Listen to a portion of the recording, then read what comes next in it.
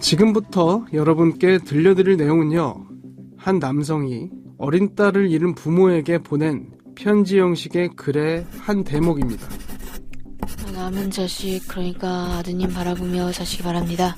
너무 조바심 내지 마시고 어렵겠지만 흘러가는 대로 바쁘게 사시기 바랍니다. 그래야 딸 생각 덜 나실 테니까요. 언뜻 이 내용만 들으면 어린 딸을 잃은 부모를 진심으로 위로하는 듯 들리기도 하죠. 하지만 이 편지를 쓴 사람이 누군지를 알게 된다면 아마 이보다 황당하고 기막힌 일이 또 있을까 싶으실 겁니다. 과연 이 글을 쓴 사람은 누구였을까요? 내용 좀 더 들어보시죠. 그런데 말입니다. 제가 받은 그 비난과 비판, 그건 경찰과 사법기관이 먼저 받았어야 합니다. 저는 아이들을 사망하게 한 파렴치한 놈이 돼버렸습니다. 아니, 법에 따르면 저는 성폭력 혐의를 받고 있기 때문에 구속수사를 받았어야 합니다. 그런데 수사기관이 그러질 않았죠.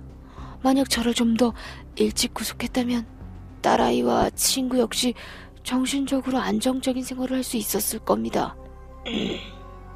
도대체 이게 무슨 말인가 싶으시죠?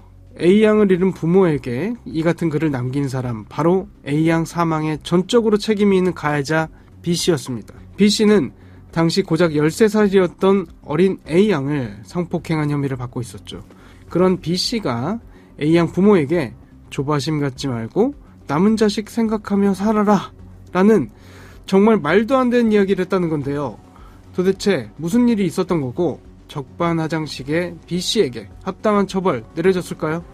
오늘 사건 엑스파일에서 이 사건 자세히 살펴보겠습니다.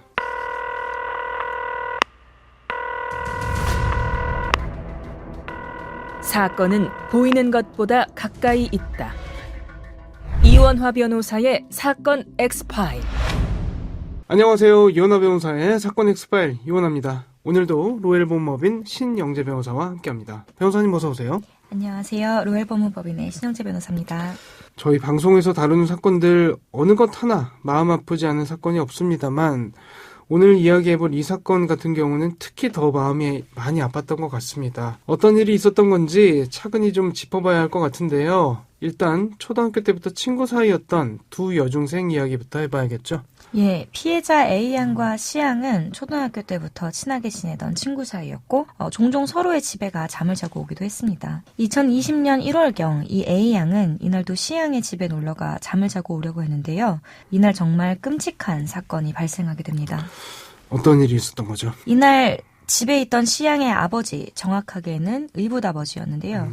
이 의붓아버지 B씨가 두 여중생에게 술을 강권했고 술에 취한 A양은 C양의 방에서 잠이 들었는데요. 그러자 이 B씨가 C양 몰래 방에 들어가 A양을 성폭행한 것입니다.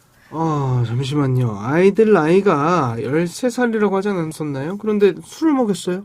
맞습니다. 당시 고작 13살이었다고 합니다. A양은 이날 일을 아무에게도 말을 못하고 혼자 끙끙 앓다가 결국 한 달이 넘어서야 C양에게 전화를 걸어 이러한 사실을 털어놨습니다. 친한 친구에게 너희 아버지가 이랬다라는 이야기를 한다는 게 정말 어려웠겠다 싶거든요.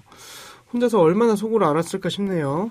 맞습니다. 그런데 이 얘기를 들은 C양은 왜인지 나도 우울하고 힘들다라고 답했다고 합니다. 그래서 A양과 C양은 함께 정신과 치료를 받는데요. 이때 C양이 병원 의사에게 자신도 자신의 의붓아버지로부터 성폭행 당한 사실을 털어놨습니다. 정말 추악한 인간이었군요. 그런 것 같습니다. 이 개부라는 사람, 나중에야 밝혀진 사실이지만 함께 사는 C양을 2003년, 즉 C양이 5살인 때부터 지속적으로 성추행을 일삼았다고 합니다. 이 끝내 2020년경에는 C양의 친어머니가 집을 비운 틈을 타 C양을 성폭행하기에 이릅니다. 이 C양이 성폭행 사실을 들은 의사는 2021년 2월 27일에 경찰에 이 사실을 고발했습니다. 정신과 상담 과정에서 상담 내용을 사법기관에 알려야 하는 범죄 행위들 기준이 혹시 있을까요? 예, 있습니다. 원칙적으로 의사는 자신이 직무상 알게 된 사실을 타의 누설해서는 안 됩니다. 형법 제317조 제1항 및 의료법상에서 비밀 누설 금지 의무인데요. 그렇죠. 의료법상 비밀 누설 금지 의무가 면제되는 것을 넘어서 오히려 반드시 신고를 해야 되는 경우도 있습니다. 바로 아동학대 범죄의 경우인데요. 아동학대 범죄의 처벌 등에 관한 특례법에 의하면 이 법에서 정의하는 아동, 즉 만 18세 미만의 사람을 대상으로 성인이 신체적, 정신적, 성적 폭력 등에 의하여 범죄를 저지르는 아동학대 범죄를 알게 된 의료인, 교육인 등은 이를 즉시 수사기관 등에 신고할 의무가 있습니다. 네. 이 사건의 경우도 만 18세 미만의 시향에 대한 계부의 성폭행 사실을 알게 됐으니 이 정신과 의사는 경찰에 신고할 의무가 있었던 겁니다. 경찰이 바로 조사에 착수했을 것 같은데요. 네, 그런데 시향은 경찰 조사가 시작되자 성폭행 당한 사실이 없다, 꾸민 것인지 잘 모르겠다라고 부인을 합니다. 한편 이 앞서 말씀드렸던 A양, 이 A양의 부모도 이미 2021년 2월 1일경에 A양의 성폭행 사실에 대해서 경찰에 고소를 접수한 상태였습니다. 아, 그랬군요. 예. 당연히 바로 체포가 됐겠죠? 여기서 근데 문제가 있습니다. 경찰은 A양의 부모가 고소장을 접수한 지 약 한 달이 지난 2021년 3월에 처음으로 피의자에 대한 체포영장을 신청합니다. 그런데 검찰은 이 계부 B씨가 경찰에 출석해 조사를 한 차례 받은 점이 있어서 도주 우려가 없다며 이를 기각합니다. 이 두 번째로 경찰은 8일 뒤에 사전 구속영장을 신청하는데요. 이때에도 검찰은 피해자 조사의 절차상 문제나 객관적 자료가 부족한 점을 지적을 하면서 보완수사 요구를 내립니다. 그러면 가해자의 딸인 C양은 경찰 조사가 시작되고도 가해자랑 같이 살았던 건가요? 전혀 분리 조치가 안 됐던 건가요? 그렇습니다. 가해자와 피해자에 대한 분리 조치가 전혀 되지 않았던 것인데요. 심지어 이 시기에 C양이 경찰관에게 피해 사실을 녹음하러 간 자리에서 C양의 친모, 어머니가 녹음을 중단시키고 성폭행 당한 일이 없는데 왜 성폭행 당했다고 얘기하냐며 C양의 피해 진술을 막기까지 했다고 합니다. 아, 친모도 제정신은 아니네요. 그렇습니다. 자녀를 보호해야 할 지위에 있는데도 말이죠. 아무튼 이러던 와중에 경찰은 이번에 세 번째로 보완 수사 요구 후 2달 뒤인 2021년 5월에 성범죄 피해자가 의심된다는 병원 진료 기록부 등을 첨부했지만 검찰은 진술 분석 등을 요구하며 또다시 보강 수사를 지시합니다. 참. 그리고 그러던 와중에 정말 있어서는 안 될 일이 벌어지고 맙니다. 어떤 일이 있었던 거죠? 바로 이 기간 조사를 받던 A양과 C양이 숨진 채 발견된 것인데요. 두 피해 여중생이 동반 자살을 한 것입니다. 정말 있어서는 안 될 일이 벌어지고 말았네요. 예, 이 더디게 진행되고 있는 수사 속에서 가해자와 분리 조치조차 제대로 받지 못했던 피해자들은 극심한 정신적 고통을 호소하다가 결국 2021년 5월 12일 세상을 등졌습니다. 특히 이 C양은 계부로부터 성폭행을 당했음에도 자신으로 인해 가족들이 해체될 것을 두려워하며 가해자를 두둔해야 하는 이 상황 속에서 매우 괴로워했던 것으로 보입니다. 계부는 실제로 C양에게 아빠가 감옥에 갈 수도 있다, 도와달라 하며 성폭행 진술을 번복하도록 하고 A양의 동향을 보고해달라, 대화를 몰래 녹음해달라라고 하며 C양을 자신의 방어수단으로 이용하고 C양이 추가 범행을 누설하는 것을 막기 위해 병원 진료도 중단시켰습니다.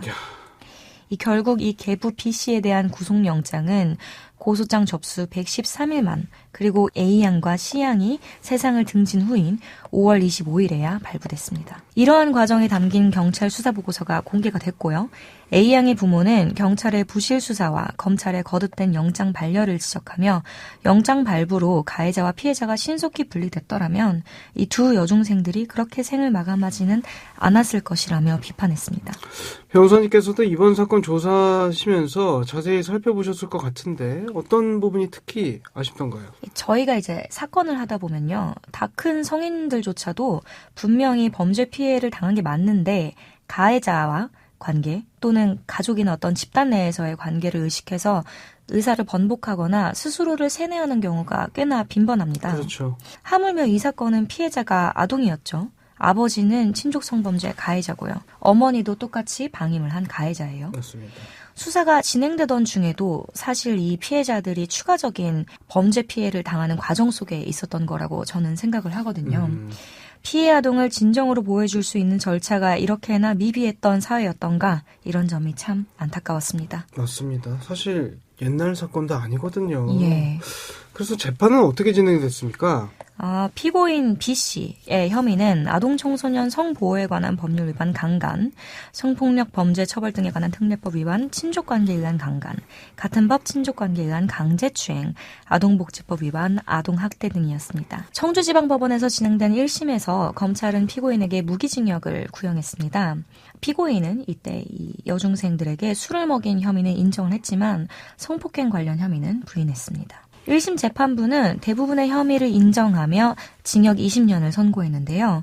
다만 2020년 의붓딸 C양을 상대로 저지른 성폭행은 이 C양의 진술이 불분명하지 않았습니까? 그렇죠. 이러한 점을 들어서 강간이 아닌 유사 성행위, 강제추행 등만이 유죄로 인정됐습니다. 성폭행 혐의를 끝끝내 부인했다고 하니 당연히 항소했을 것 같아요. 예, 피고인과 검찰 모두 항소했는데요. 2심 재판부에서는 원심을 파기하고 5년이 늘어난 징역 25년형을 선고합니다. 아까 말씀드렸던 C양에 대한 유사 성행위나 강제추행이 아닌 강간 범행도 유죄로 인정됐고 네. 피고인이 수사기관에서 범행을 부인한 것이 피해자들의 죽음을 초래한 주요 원인이었다고 지적하였습니다.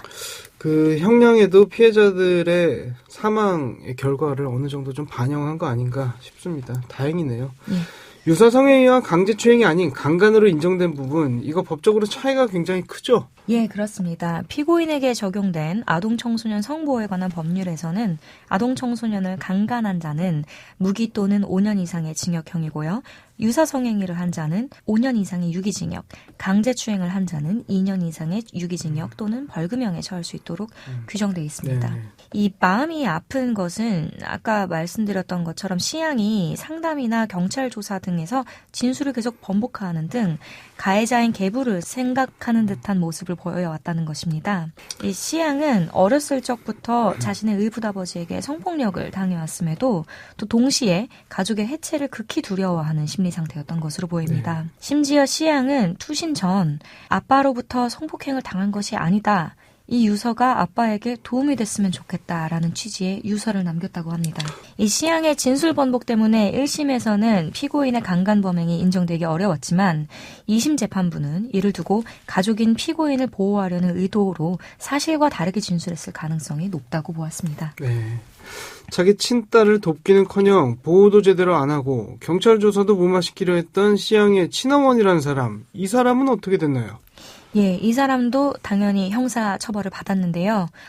자신의 친딸이 의붓아버지로부터 성폭력 피해를 당하고 극단적인 선택을 시도한 사실을 알고도 딸과 가해자를 분리하지 않고 보호, 양육, 치료 등의 의무를 소홀히 했죠. 이 친모는 아동복지법 위반, 아동유기, 방임 혐의로 기소됐고 피해 아동에 대한 보호 의무를 이행하지 않고 경찰 수사를 방해해 치명적인 결과를 불러온 점을 종합해서 징역 1년 6개월의 실형을 선고받았습니다. 그리고 그 친구의 아버지에게 성폭행을 당했던 A양의 부모, 국가 상대로 손해배상 청구 소송도 진행한 것 같은데 혹시 결과가 어떻게 나왔나요? 이 A양의 유족 측은 앞서 말씀드린 그 공개된 수사보고서 등을 증거로 제출을 하며 국가를 상대로 손해배상 청구 소송을 제기했는데요. 아직 결과는 알려진 바는 없습니다. 다만 황당한 소식이 언론을 통해 알려졌는데요. 미리 뒷목 잡으셔도 좋을 것 같습니다. 바로 가해자인 계부 B씨가 손해배상 소송 답변서에 이렇게 썼습니다. 법에 따르면 저는 성폭력 혐의를 받고 있기 때문에 구속 수사를 했어야 했습니다. 나를 일찍 구속했었다면 아이들이 안정적인 생활을 했었을 겁니다. 비난과 비판은 경찰과 사법기관이 먼저 받았어야 했습니다. 라는 이런 책임을 회피하는 주장이 담겨 있는데요. 아드님을 바라보며 사시라, 너무 조바심 내지 말라 하는 황당한 조언도 있었다고 합니다. 사건 엑스파일 오늘 저희가 준비한 내용은 여기까지입니다. 끝곡으로 최선원의 슬퍼지려 하기 전에 들려드리면서 이 시간 마치겠습니다. 여러분은 모두 변호받아 마땅한 사람들입니다. 사건 엑스파일. 여러분 고맙습니다.